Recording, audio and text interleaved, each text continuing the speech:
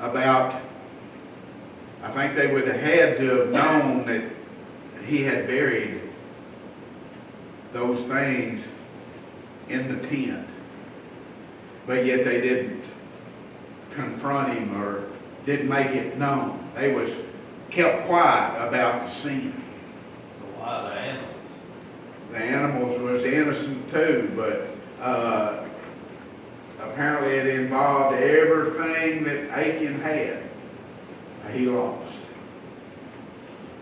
Yeah. Sin can rob you of. Even the silver and gold they buried, right? I mean, Uh-huh. I guess he didn't want it because it was tainted now, tainted with sin. Yeah, see, the silver and gold belonged to God. It was supposed to be put in the treasury. That's why God didn't want it back now, because it was tainted. Yeah. So it affects everything. Sin affects everything. It can, from an individual to his family, to church, community, state, nation. It can just keep spreading. It has to be dealt with.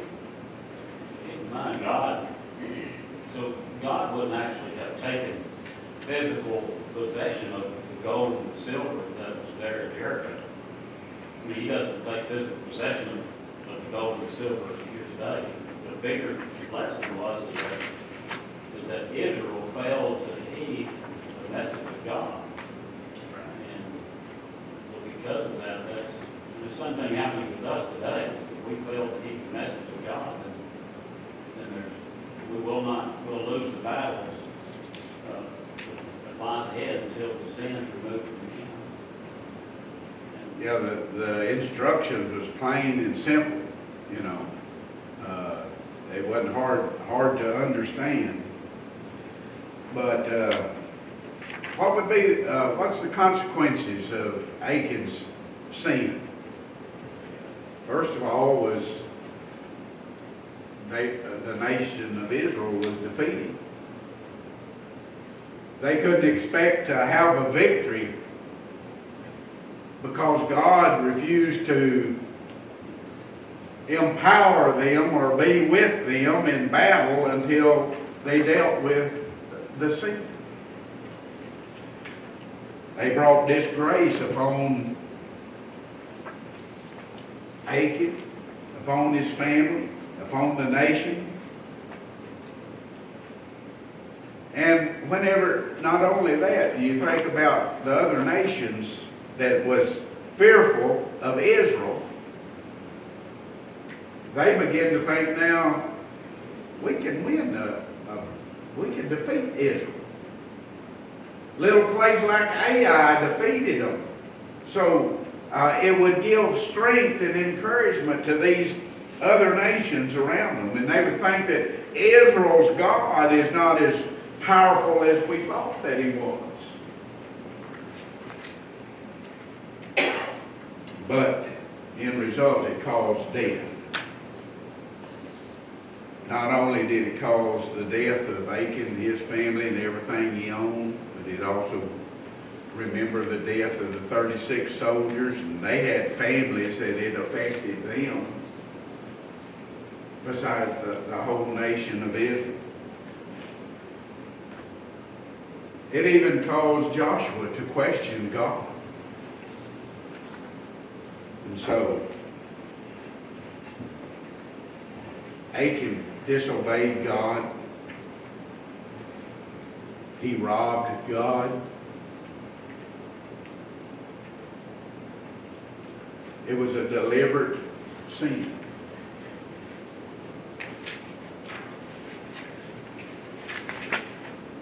You might also ask the question, well, why did they stone Achan after he'd confessed of his sin? You would think he would confess it, everything would be okay. But we need to remember that even though we confess our sin, sin still has consequences. And we may have to live with those consequences, even though our sin is God's forgiven it. He's done away with it as far as the east is from the west. But those consequences may linger on, may last a lifetime. And so,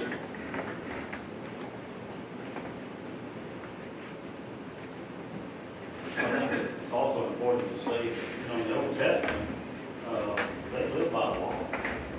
yeah. The law was the schoolmaster, we should have taught them.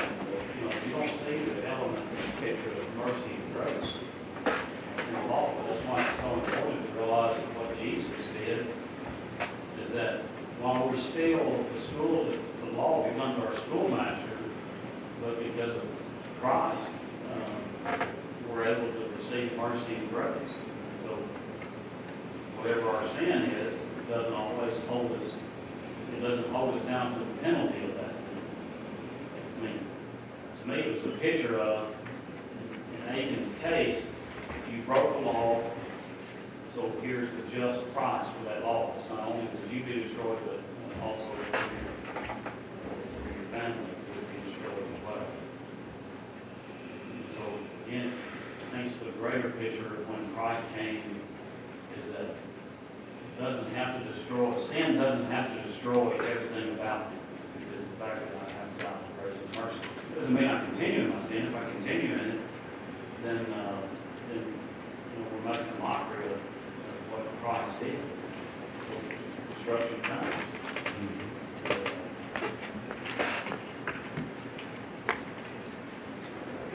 Since you mentioned that, let's, I give you a single page, if you will. Let's look at that for a minute. And has to do with sin. You know, we struggle with sin and wonder why that we, as a child of God, why do we struggle so with sin? And first of all, we need to understand that as a child of God, a saved person has two natures. We have the old fleshly nature that we had ever since we was born, and then when we were saved, we was given a new nature. He didn't make over the old nature, but He gave us a new nature, a spiritual nature that indwells us, and therefore we have the spiritual man wants to obey God and follow Him. The old fleshly man wants to obey the fleshly nature and go against God. He wants to do his own thing.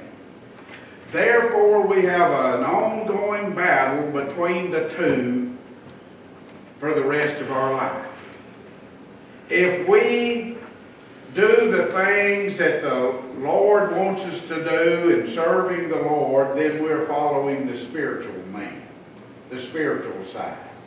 But if we give in to that old fleshly nature and we do things that is against God's will, then we're letting the fleshly man dominate our life.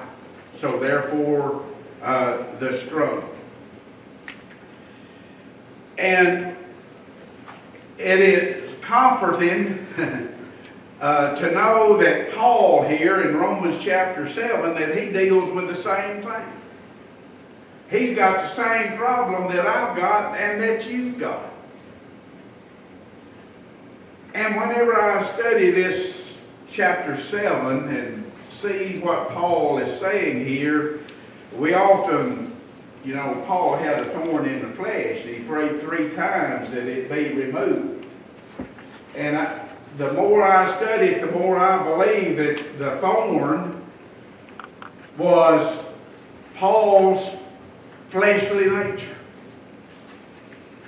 That Paul was dealing with himself. That's where the conflict was. The Lord told him, I'm not going to remove the thorn, but I will be with you My grace is sufficient for thee. So he's saying you can live with that and deal with that thorn in the flesh. And we can do that. We can keep it under control as long as we follow the Lord. But when we give in to that fleshly nature, then he's going to lead us in the wrong direction. Now, do you know who your greatest enemy is? Most people would probably say Satan. But I want you to look on the back page of that same page. My greatest enemy is Satan. You say, well, how can that be greater than Satan? Because Satan can't force me to do anything. Let me say that again. Satan can't force me to do anything. Satan can encourage. He can entice. He can try to draw me and say it's the best thing in the world if you would do this. But that's all he can do is suggest. It is me that has to make the choice, make the decision to either yield to Satan or to reject him. And I can say, as the Lord said when he was tempted, get behind me, Satan. So, once we see, whenever we realize that self is our enemy, that old fleshly nature, we can't blame anyone else. We can't blame God. We can't blame Satan. We can't blame the president. We can't blame anyone but self. My greatest enemy. But 9 out of 10 people, if this question would, we done a survey in the community, would probably tell you that it was Satan. But it's much closer than that. Satan can only try to tempt us. And so, because of this struggle, and I'm going to read the ICB translation, the bottom of the page, to see that this war that is going on, and Paul is saying this war, this battle is going on within me. I'm struggling with it every day. And he says, we know that the law is spiritual, but I'm not spiritual. Sin rules me as if I were its slave. I do not understand the things I do. Isn't that true? Do something sometime and say, why in the world did I do that? You regret it immediately. You know immediately that it's wrong. Maybe I say something to someone and it didn't come out the way that I intended for it to, or might have just completely misspoke. And I know immediately I shouldn't have said that. I hurt that person's feelings and I didn't aim to do it. And so you wonder, why did I do that? Then we say, I do not do the good things I want to do. We know that to be true. And I do the bad things I hate to do. We know that to be true.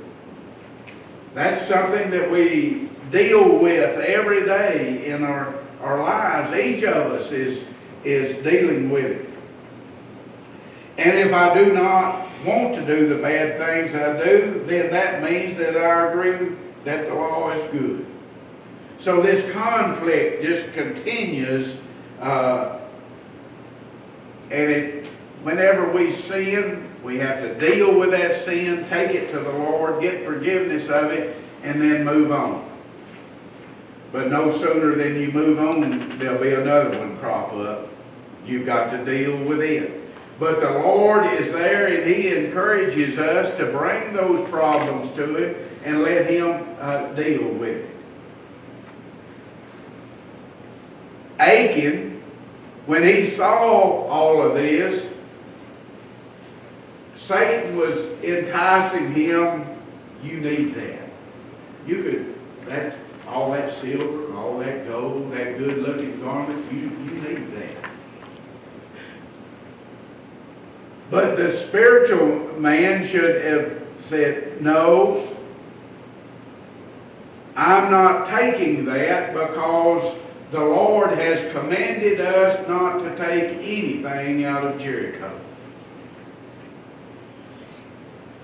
The Satan could not force him to take that stuff, but he could suggest. He could encourage him. And Achan began to meditate on this in his mind. You could think that he's thinking, now I could wear that garment. I've got a robe like no one else has. 2 million people in Israel, and none of them has a robe like that. That's as far as Satan could go. But Achan decided within himself, or made a choice within himself, that I'm going to take it. And so that's what Paul's saying. This is where the struggle is. I am not really the one who's doing these bad things. It is sin living in me that does these things. Now Paul gets down to the nitty-gritty.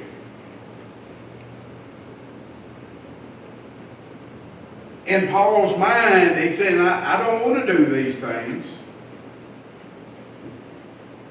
But if he dwells on it long enough, it enters his heart and he begins to give in and he begins to do these things. Yes, I know that nothing good lives in me. I mean, nothing good lives in the part of me that is earthly and sinful. In other words, he's talking about the fleshly nature. He says, I know there's nothing good in my fleshly nature. But he says, I know that my fleshly nature is trying to dominate my life and rule over my spiritual nature. Therefore, the conflict. Anyone like to comment on, or you may not agree with this statement. You can agree or disagree about, you think self is the greatest enemy, or do you think Satan? For as long as I remember, the devil made me do it is a statement, but it's not true. Yeah, we've heard, Sandy who was it, Cliff Wilson? Come out with that, the devil made me do it. And, but whenever you really get down to it, the devil can't make you do it. If the devil could make you do it, he would have forced Christ. If the devil could have made him do it, Eve, he could have forced Eve, but she gave in herself. He can wear you down, throwing those fiery darts continuous. Right. And that's where you have to get to be on guard that this stuff is going to wear us down, and we have to give it to the Lord and let Him deal with it. Power from God. Is Satan Lord of your sinful flesh? In other words, Satan rules your sinful flesh.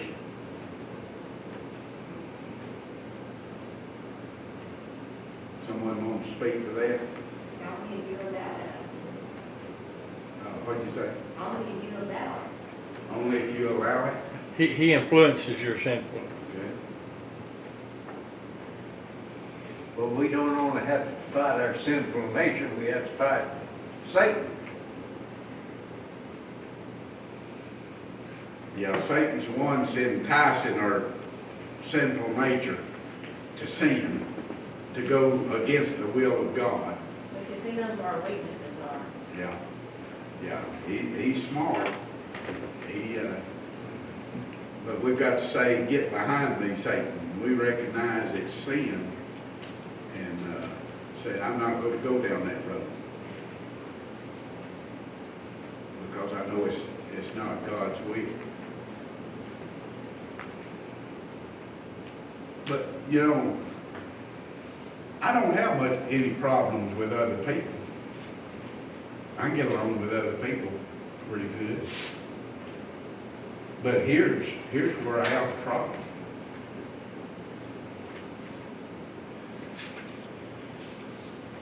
And I can't blame Satan for it, other than he is trying to entice me. I know Satan's my enemy, but I don't think he's my greatest enemy. Well, one of the things that Paul mentions is that he speaks of the power that's going on in his mind. And he's come to realize that every time that there's a decision that has to be made, that evil is always there present. So we always have a choice. We can either choose to do what the law instructs us to do, or we allow evil to allow us to do the things of the flesh. And that's the sin. And that's what Paul is saying. There's a sin that's inside of me. There's an evil that is always present. And I think that Peter acknowledges that. You know, be sober, be vigilant, because your adversary, the devil, is always walking by seeking whom that he may devour. The evilness is always there. It's always present. And there's going to be times that we're going to listen to that evilness rather than to listen to God. But as Paul mentions, you know, who is it that's going to save me from this? And Paul acknowledged that it was God. But even if I do allow evilness to come to live into me, and I make the choice of that it's not the end. I can still find the forgiveness of that, and I can still defeat where the evil side of it has at one time won the victory. Victory's not, they may have won a battle, but they don't necessarily win the victory. Winning the victory is whenever you get to the end of it, you never overcome it. But, I mean, I think the power of God and the power of the law instructs us, and if God is living in our heart, and the Lord's living in our heart, then we know what we ought to do. And so that in and of itself gives us the ability to be able to at least know the direction that we should be making. If we don't, if we allow evil to take us off course, the law will get us back to where that we need to be. One thing that I've kind of learned from this, and that is that to Paul, it wasn't the decision that he made on the road to Damascus. Okay, it was an ongoing battle every day. You know, even in the process of setting up churches and establishing church plants and things, that it was still a battle that Paul had to deal with. Now, we oftentimes see only positive things of Paul. You know, him and Silas is in the prison, and at the midnight hour, they're singing praises unto the Lord. But, you know, there had been times in Paul's life where that he wasn't singing praises unto the Lord. And so, anyway.